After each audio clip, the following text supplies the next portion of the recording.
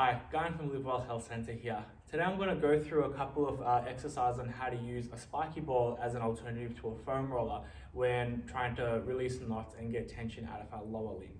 So the great thing about a spiky ball is obviously they're quite convenient, they're easy to kind of take around, you can just pop them in your bag, and they don't take up much space like a foam roller. And they can get into certain spots a little bit easier rather than kind of getting a whole muscle or getting a whole area at once. So to begin with, a nice way to start off actually using a spiky ball is to actually just place it on the ground and pop your foot on top of the spiky ball. That starts to get all the plantar fascia, which is the muscles underneath the actual foot from the base of the toes down towards the heel. And it's one of those common areas that we tend to get a lot of pins and needles and tingling. And that can happen from running, from sitting, changing our footwear, if our arch just starts to drop as well. So it's a nice way that we can just start that process of just placing our foot and just massaging up and down or in small circles, and then just finding the area that you're feeling that there's a lot of tension, just holding pressure through that area. So the aim is to really get into those muscles, really deep in our foot, and you'll find after just even like a minute or so and you change sides, and once you've done both sides, that your feet do feel quite a little bit lighter. So it's helping lift that arch back up by taking out all that tension that's developing through those muscles through there. Once we've done the base of the foot, we can start to make our way up the shin. So we can go along the outside, which is called our perineal muscles. And they tend to get quite tight again if our arch begins to drop. So a nice way to actually start this is just to place the spiky ball on the side of the shin here. We're gonna lie on our side. I'm gonna come onto my elbow, and then I'm just gonna slide my foot up and down.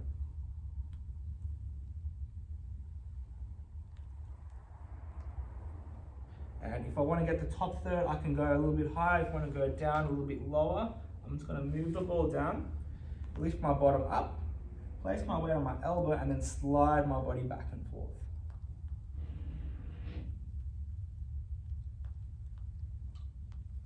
There we go. You don't need too much pressure through here, but you can definitely feel the tender spots as you go along. Once you've done that, you can start to move your body so we can actually start to begin to actually get into our calf muscles through here. So to do that, we're going to actually I'll do another quarter turn, place our hands on either side, and then I'm going to place my stabilizing foot flat on the ground, lift my bottom up, and then I'm going to slide my body back and forth, up and down. And so our calf muscles, our gastrocs have two bellies, the inner and outer. So you can move from side to side, slide up and slide down. And if you do want to put a little bit more pressure, if you feel like that's not kind of getting in deep enough, you can pop your bottom back down, keep your hands by your side, and now use your stabilizing leg as an anchor to really put a little bit more pressure onto that base leg. Once we're there, we found a really nice spot, we can start to lift our bottom up again. And again, that increases the pressure. And if you want, you can slide up and down a little bit through here.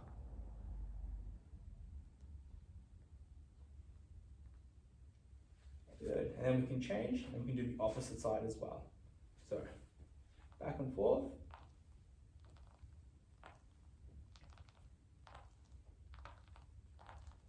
And then once we've done that, we've found the spots or the areas in our calf that are really, really tender and sore. We can find that spot, hold it there, place our foot on top of the bottom leg, lift our bottom up, and hold that pressure down. And release. From our calf muscles now, we can actually go onto our ITBs. This is a very sensitive area. There's not much of it. It doesn't take much pressure to really get into those spots, so you don't want to put too much body weight. You also want to avoid using that spiky ball at the end, so like right on the side of the knee and right on the tip of the hip. And you want to stick to that middle half of the actual area itself. So I'm going to go back onto my side, place my elbow down, place the ball onto the side there, onto that ITB, lift my bottom up. My stabilizing leg is what's going to be helping me move my body back and forth.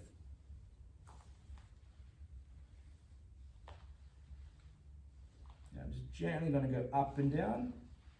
Find the area that I'm finding that there's a little bit of tension more than the rest. Move the ball down, put a little bit more weight so I can pop my hand, drop my hip down a little bit more, and I can slide back and forth as well.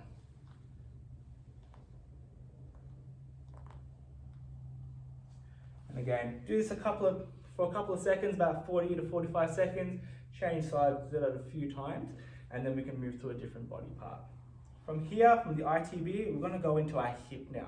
So this is fantastic if we're sitting for long periods, if we're quite active and we're doing a lot of squats or deadlifts or doing explosive movements. If you're sitting for long periods of time, if you're driving for long periods, our glutes and our hips tend to get really tight, and that tends to lead to a lot of tightness into the back and also restriction in the hip itself. So what we're going to do using the spiky ball, we're going to find that hip bone, we're going to roll across about halfway into the glute, and then once we've found that spot, we're going to place the ball down, pop that stabilizing leg on, so we're going to bend that knee, place it on the ground, place our hands by our side, and then we're going to lift our bottom up and over the ball. Now, once we're comfortable and we're stable, we can start to move our hip in circles, straight up and straight down, and really get into those spots that are quite deep in the glute. So I tend to find that the spiky ball is a lot better when it comes to getting into the glute rather than the foam roller, because it really lets us get deep into those areas. Good. And once you're comfortable with that, we can start to actually increase it, so we can actually stretch the glute. So we can bring one leg across into a figure four. And I'm still on the ball now, and then I'm going to lift my bottom up and drag my hips up and down, small circles.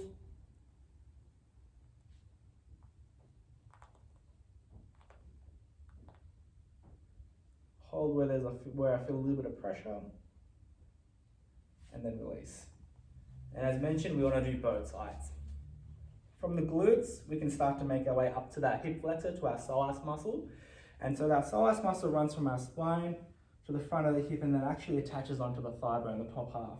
So it's a really good muscle that if we release, it's going to take a lot of tension when we are in that seated position for long periods of time. So it can relieve a lot of back pain quite quickly if we can really get into that area.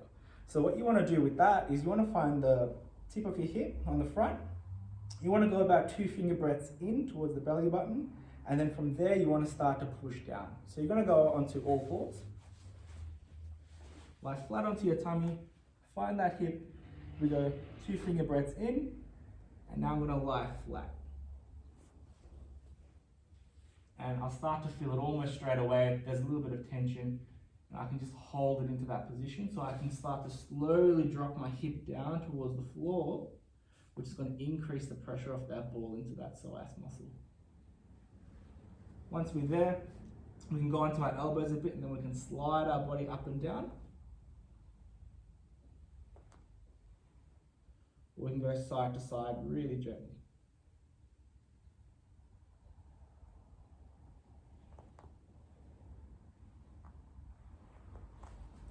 Couple of seconds, and then we're going to change to the other side. So that's a really quick rundown on how we can use a spiky ball as an alternative to a foam roller when it comes to rolling out and getting into our lower limb. Thanks, guys.